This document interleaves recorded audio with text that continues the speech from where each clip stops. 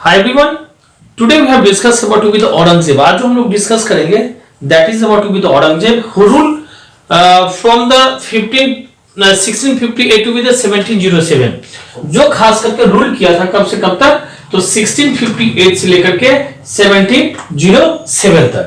Now, first of all, we know that very well here the last of the great Mughal. अगर किसी को भी कहा जाता है तो that was the Aurangzeb Alamgir. अगर हम लोग मुगल में से ना लास्ट रूलर की बात अगर करते हैं ना, तो वो ग्रेट मुगल रूलर में से अगर लास्ट रूलर की बात अगर आती है ना, तो इसमें औरंगजेब का नाम आता है, औरंगजेब आलमगीर. और basically the meaning of this word Alamgir that is the conqueror of the world. अगर हम लोग ना इसमें देखें तो आलमगीर का जो मतलब दिया गया है ये आपका कंकरर ऑफ द वर्ल्ड के बारे में कहा गया, मतलब जो पूरे के पूरे वर्ल्ड को, विश्व को एक तरह से अपने अंडर में कर सकता था. ये ऐसे पर्सन, मतलब इनका एक टाइप ये था, मतलब क्या कहते हैं, इसकी मीनिंग निकलती थी, इनके नाम का मीनिंग निकलता था. And he also rule for the 9 years up to, कहते कि ये लगभग 49 इयर्स तक ये रूल किए थे. And the same as the Akbar, मतलब जितने दिनों तक अकबर रूल किया था उतने दिनों तक औरंगजेब भी रूल किए थे. कितने सालों तक इन्होंने रूल किया, तो हम लोग जानते हैं ये 49 इयर्स तक ये रूल किए थे. एज सेम एज अकबर, मतलब अकबर के ठीक बराबर तक अगर हम लोग कहें तो. हिज एम्पायर की अगर हम लोग बात करते हैं, मतलब खास करके औरंगजेब की अगर एम्पायर की बात किया जाता है ना, तो it covers nearly the whole of the India. लगभग इंडिया का सारा पोर्शन जो था ना वो इनके अंडर में मतलब लगभग आ चुका था. And the Aurangzeb's reign can be the divided with the two phases. अगर हम लोग बात करते हैं औरंगजेब का राइन का ना शासन का, तो ये दो फेजेस में डिवाइड किया गया था. And first from the 1658 with the 1680, on that time he was in the north. वो कहां थे उस समय में, तो नॉर्थ में थे. And the second phase was starting from the 1681 to be the 1707, on that time he was in the Deccan. Deccan means south. तो यहां पर में इन्होंने इतने दिनों तक मतलब अपने रूल को, अपने शासन को, राइन को, जो हिस्टोरियन वगैरह थे वो इस तरह से दो फेज में उस समय में डिवाइड किया गया. अब जो नेक्स्ट पॉइंट हम लोग डिस्कस करेंगे that is about to be the revolt. हम लोग किसके बारे में जानेंगे, अब रिवॉल्ट के बारे में. नो, कहते कि the Mughal empire was at the largest during to be the reign of the Aurangzeb. कहते कि औरंगजेब के समय में मुगल एम्पायर जो था सो बहुत बड़ा सा एक एम्पायर माना जाता था. And people who were the revolt in the various part, कहते कि पीपल जो थे ना उस समय में वो एक तरह से बहुत सारे पार्ट्स में ना वो रिवॉल्ट करना चालू कर दिया था ऑफ द एम्पायर में. So much of the Aurangzeb's time was spent in the crushing those the revolt. अगर हम लोग औरंगजेब के टाइम की बात करते हैं तो लगभग सारा का सारा समय जो था ना इसी सारे रिवॉल्ट को क्रश करने में, इसी सारे रिवॉल्ट को दबाने में ना, उस समय में मतलब रोकने में इनका लगभग सारा का सारा समय जो था सो चला गया था. इसी में आपको अगर हम लोग एक एक करके पॉइंट बाय पॉइंट करते चले जाए तो basically first of the point given about to be the northern India. अगर हम लोग नॉर्दर्न इंडिया के साइड में चले जाते हैं तो Aurangzeb has increase to be the land tax. इन्होंने क्या किया था, तो लैंड का जो टैक्स था ना उसको इंक्रीज कर दिया था from the 1/3 to be the 1/2 of the produced. मतलब पहले जहां पे एक तरह से जो भी लैंड टैक्स उस समय में लिया जाता था, ये लैंड टैक्स कितनी थी, तो 1/3 हुआ करता था. और ये 1/3 से डायरेक्ट जो था ना वो 1/2 के ऊपर में चला आया जिसके खिलाफ क्या था, तो एक तरह से वहां के जो भी मतलब पर्सन सब थे ना वो लोग, एक सब पीपल जो थे वो लोग इनके खिलाफ हो गए थे. And he needed the money for the maintaining his army. कहते कि पैसे या टैक्स बढ़ाने की जरूरत किस बात की थी, तो इनके पास जो आर्मी था ना उस आर्मी को एक तरह से मेंटेन करने के लिए इनको पैसे चाहिए थे. So on that time the Jats of the Agra, Mathura region and the Satnamis and the Bundelas revolted against to be the increase of the land tax. तो उस समय में नॉर्दर्न में अगर हम लोग देखें ना तो जो जाट थे, सतनामीज था या फिर बुंदेलाज वगैरह थे, ये लोग औरंगजेब के खिलाफ हो चुके थे. किस कारण से, तो वो जो लैंड टैक्स बढ़ाया गया था उस कारण से. इसके बाद there were again revolt in the north west side. अगर हम लोग बात करते हैं तो ये तो नॉर्दर्न में, फिर नॉर्थ वेस्ट साइड में भी रिवॉल्ट हुई थी. And the northern states had to be the also the revolted against the Mughal empire. जो भी नॉर्दर्न स्टेट था ये भी इनके खिलाफ जो था रिवॉल्ट एक तरह से करना चालू कर दिया था. एंड द मोस्ट पावरफुल अगर रिवॉल्ट की बात करें हम लोग उस समय में, तो basically that of the Rajput, इसके बाद में आपका the Sikh and the Marathas, ये भी इनके खिलाफ उस समय में हो चुके थे। लिटिल बाय लिटिल अगर हम लोग बात करते चले आते हैं ना इसमें, तो देखा गया एक चीज, क्या चीज कि दिस रिवॉल्ट जो था उस समय में जो भी हुआ था वो एक तरह से पुष्ट हुआ था Mughal empire down to be the part of the decline, और यही एक तरह से पाथ ऑफ डिक्लाइन की तरफ ना ये सारे के सारे रिवॉल्ट के कारण ही ये एम्पायर धीरे धीरे धीरे खत्म होने के कगार पर में चला जाने लगा। नेक्स्ट पॉइंट जो हम लोग डिस्कस कर रहे हैं that is about to be the Deccan policy. Okay, now we know that very well here Aurangzeb spent 26 years of his reign in the Deccan. ये चीज हम लोग जानना चाहेंगे और जानते हैं कि लगभग 26 years तक जो था ना औरंगजेब वो आपका डेक्कन के मतलब डेक्कन में एक तरह से रूल किए। सो ही एनेक्स द बीजापुर, उसी समय में इन्होंने क्या किया, तो बीजापुर के एनेक्स किया, किसमें कितने में, तो 1686 and the Golconda in the 1687, दो जगह के इन्होंने क्या किया, एक तरह से एनेक्स किए थे। सो however this the conquest did not the benefit, अगर हम लोग कहते हैं तो इस कॉन्क्वेस्ट का कोई भी बेनिफिट उसको ऐसे मिला नहीं था द एम्पायर को। It was a difficult in the administrator to be the ये रीजन्स, और ये एक तरह से डिफिकल्टी ही आ चुकी थी कि वहां पर में वो एक तरह से एडमिनिस्ट्रेट करते इस रीजन के ऊपर में, as they were the too far from the its capital, क्योंकि ये जो जगह था ना वो एक तरह से बहुत ही दूर था, इनके कैपिटल से बहुत ही दूर था, तो इसके लिए बीजापुर या गोलकोंडा जो था वो एनेक्स करना भी एक तरह से अच्छा नहीं रहा। Now next point given about the war with the Marathas, अगर हम लोग इसके आगे फिर पॉइंट पढ़ते हैं ना तो वो पॉइंट आपका था war with the Marathas, Marathas से कैसे इनकी एक तरह से लड़ाई हुई थी।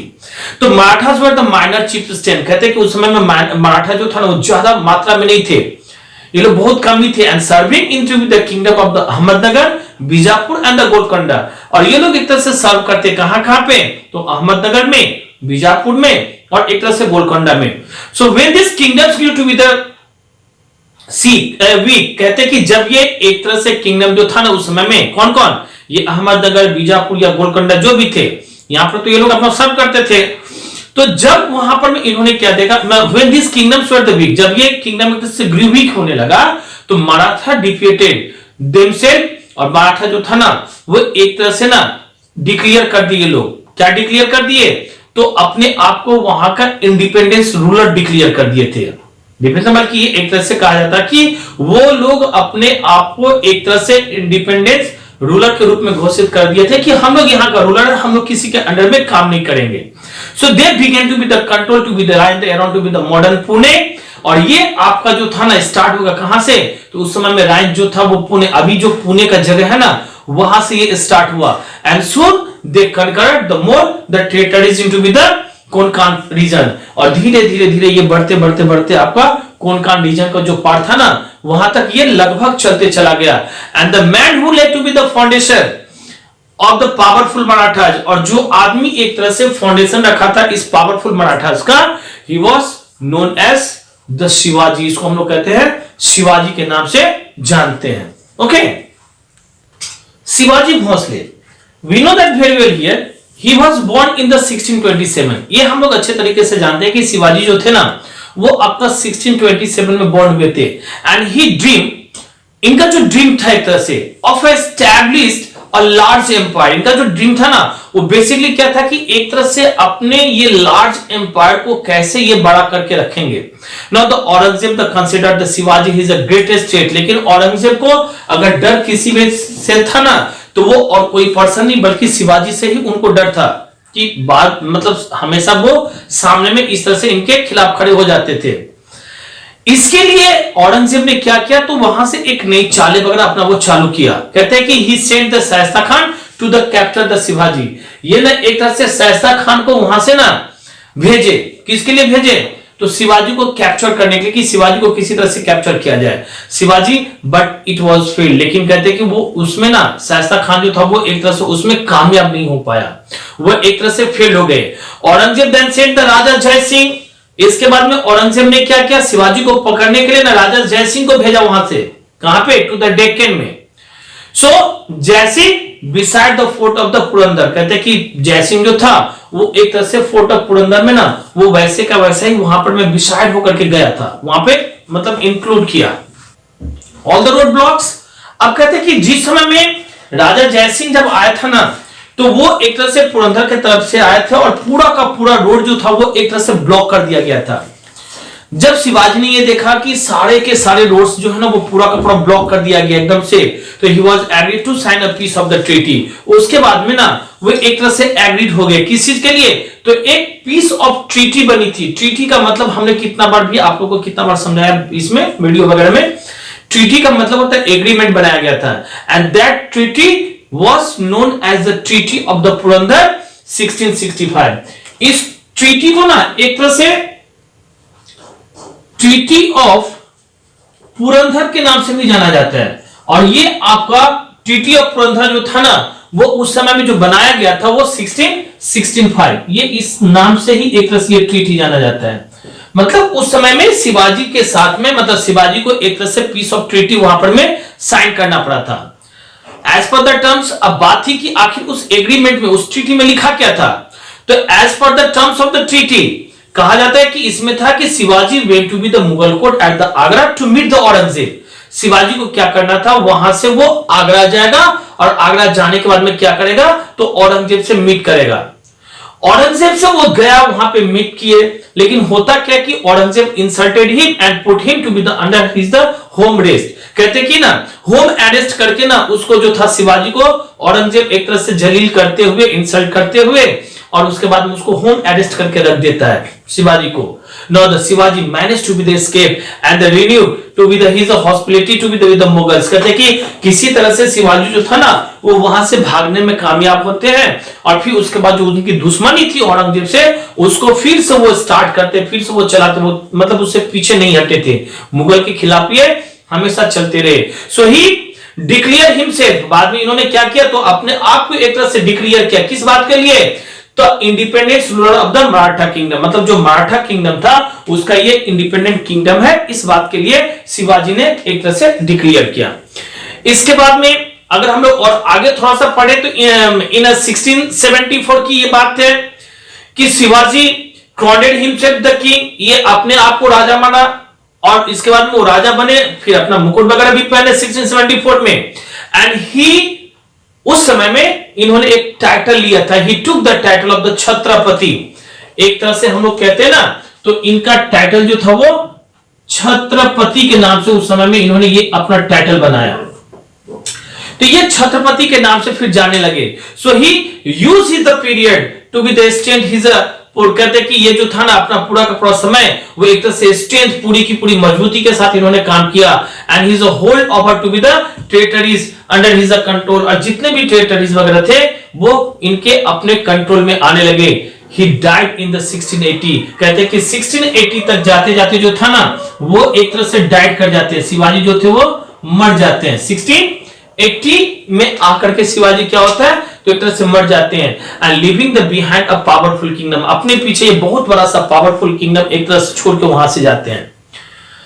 Aurangzeb could not crush the Maratha power, कहते हैं कि औरंगजेब जो था ना एक तरह से वो मराठा के पावर को एक तरह से क्रश नहीं कर पाया, तोड़ नहीं पाया। Even after the realising that the Marathas were a powerful enemy, जब औरंगजेब को यह पता चल गया कि मराठा जो है वो एक तरह से इनका पावरफुल एनिमी है, दुश्मन है, so he did not try to make the peace with them, और वो कभी फिर ट्राई नहीं किया कि हम उसके साथ में एक तरह से दोस्ती करें। So this weakened to be the Mughal empire, और यही कारण था धीरे धीरे इस मुगल एम्पायर को खत्म होने का। इसके बाद में अगर और हम लोग देखते हैं ना, तो ये तो मतलब औरंगजेब की बात थे। कहते कि द डेक्कन पॉलिसी जो था वो औरंगजेब का ना वो भी उस समय में एक तरह से फेलियर हो चुका था, वो भी सही से नहीं चला था। So he fail to be the subdue to be the Maratha, और कहते हैं कि मराठा को ना एक तरह से सबड्यू करने में ये फेल हो चुके थे।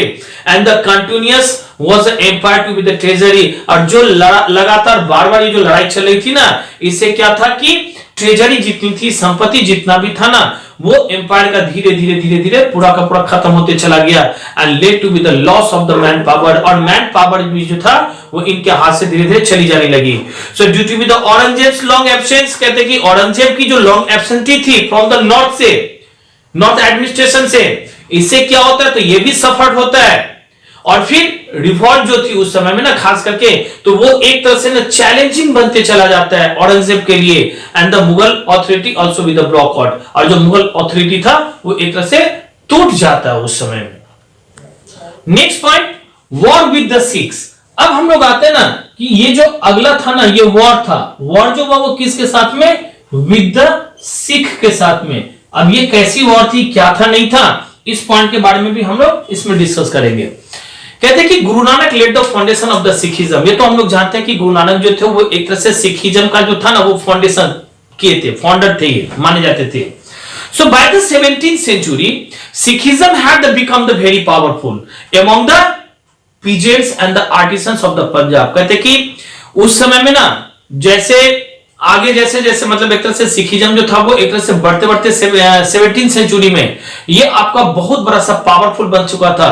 और किसके बीच में, तो वो भी खास करके जो भी उस समय में पंजाब के जितने आर्टिसंस हुआ करते थे, पीजेंट्स हुआ करते थे, उनको लेकर के The Sikh and the Mughal were the ये generally on to be the friendly terms। कहते हैं कि सिख और मुगल ये एक तरह से पहले ना जनरली मतलब एक तरह से फ्रेंडली टर्म में चला करते थे। So however the execution of the fifth Sikh Guru Arjan Dev, लेकिन कहते हैं कि जिस समय में सिखों का जो फिफ्थ गुरु थे, सिख गुरु अर्जन देव की बात यहां पर हम कर रहे हैं ना, इनको एक तरह से स्टैंड कर दिया गया the Mughal Sikh relationship. Now the ninth Sikh गुरु जब बात आती है तो गुरु तेग बहादुर सिटीजन मतलब एक तरह से ये भी क्रिटिसाइज करते हैं औरंगजेब के रिलीजियस पॉलिसी का। And this led to be the एक तरह से अगर हम लोग चलते हैं ना तो his executions with the turn to be the Sikhs again to be the Mughal empire. और जब इनको एक तरह से एग्जीक्यूशन किया जाता है, उनको मार दिया जाता है ना, तो इससे क्या होता है कि ये जो सिख थे ना ये सिख अगेंस्ट हो चुके थे। किसके अगेंस्ट में हो चुके थे, तो जो औरंगजेब था, ये औरंगजेब या फिर मुगल जिसको हम लोग कह सकते हैं ना, इसके ये खिलाफ हो चुके थे। नो इसके बाद में अगर हम लोग और नेक्स्ट पॉइंट में देखें तो जो 10th गुरु समय में बने थे, 10th गुरु कौन, जिसको हम लोग गोविंद सिंह के नाम से भी जानते हैं, गुरु गोविंद सिंह के भी नाम से जाना जाते हैं। So organise the Sikh into be the discipline military system. कहते हैं कि उस समय में इन्होंने क्या किया, तो सिखों को एक तरह से ना डिसिप्लिन मिलिट्री सिस्टम एक तरह से एस्टैब्लिश किए, ऑर्गेनाइज किए। And that group was called the Khalsa, और इस ग्रुप का नाम रखा गया था खालसा। सो ही इंस्पायर्ड हिज सोल्जर्स, और ये जो थे ना वो अपने सोल्जर्स को एक तरह से इंस्पायर करते थे। किस बात के लिए, कि टू फाइट, आपको लड़ना है द मुगल्स। किसके साथ में, तो मुगल्स के साथ में आपको लड़ना है। And the Khalsa refuse to be they accept the Mughal authority. उस समय में खालसा जो था ना वो एक तरह से मुगल अथॉरिटी को एक तरह से ये लोग मतलब निगलेक्ट कर चुके थे, इनको नहीं मानते थे, इनके खिलाफ थे, ये लोग रिवोल्ट करते थे, इनके खिलाफ थे, ये वो एक्सेप्ट नहीं किए, इस बात को एक तरह से रिफ्यूज कर चुके थे। So and often to be the revolted against it, और बाद में जब मौका आया तो ये लोग इनके खिलाफ भी हो गए। So in the 18th century the Sikh establish a powerful kingdom, और 18th सेंचुरी तक आते आते सिख जो था वो एक पावरफुल जो था ना वो अपना सिख ने एक पावरफुल किंगडम एस्टैब्लिश किया। इसमें एक और पॉइंट हम लोग जोड़ेंगे औरंगजेब द रूलर के बारे में। कहते हैं कि Aurangzeb gave the Akbar's policy of the tolerance. कहते हैं कि टॉलरेंस में अगर हम लोग देखें तो इन्होंने अकबर के पॉलिसी को ही आगे बढ़ाया था। एंड औरंगजेब कि अगर हम लोग ये इनकी बात करें तो औरंगजेब की अगर बात करें तो he became the very powerful and ये he became the very unpopular ruler. ये उस समय में ना बहुत ही अनपॉपुलर रूलर थे। When he introduce to be the jizya tax, फिर से जब इन्होंने क्या किया था तो जजिया टैक्स को एक तरह से इंट्रोड्यूस किया था। His policies contributed to be the downfall of the empire, और इनकी जो पॉलिसीज थी ना वो एक तरह से ऐसा था धीरे धीरे धीरे इनकी जो एम्पायर थी वो खत्म होने लगा था। Now next point about to be the causes for the decline of the Mughal empire. ये जो अगला पॉइंट हम लोग डिस्कस करने जा रहे हैं, आखिर क्या क्या कारण था कि मुगल एम्पायर जो था वो मतलब डिक्लाइन होते चला गया। तो first of all the point given here that the Aurangzeb failed to be the solve the problems that the empire was the facing. Aurangzeb एक तरह से ना उस प्रॉब्लम को सॉल्व नहीं कर पाया जिस प्रॉब्लम से खास करके एम्पायर उस समय में फेस कर रहे थे। His a prolonged absence from the north weekend, कहते कि ये बार बार जो था ना इनका एब्सेंटी होना, इससे नॉर्थ क्या जो था पोर्शन वो वीकेंड होते चला गया। एंड द एडमिनिस्ट्रेशन जो था वो वीकेंड होते चला गया। फिर इसके बाद में बताया गया कि फ्रीक्वेंट जो आउटब्रेक ऑफ द रिवॉल्ट था ना, वो left the Aurangzeb with the no time to be the consolidate his empire. बाद में जो आउटब्रेक बार बार जो बाहर से जो इनके ऊपर में अटैक होती थी या जो भी हमला होता था ना, या ये चढ़ाई होती थी किसी और टाइप से द्वारा, तो इनको टाइम नहीं मिलता था रिवॉल्ट को एक तरह से मतलब खत्म करने के लिए।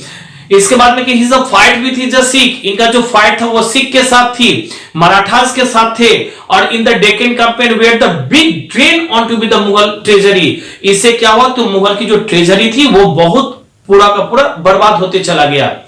औरंगजेब सक्सेसर्स जो थे बाद में ना, दे वेयर द वेरी वीक, ये लोग जो था वो बहुत ही वीक थे, एंड द इनसफिशिएंट, ये लोग सही से इनसफिशिएंट नहीं थे कि वो सही से रूल कर सके, अपना किंगडम को आगे बढ़ा सके।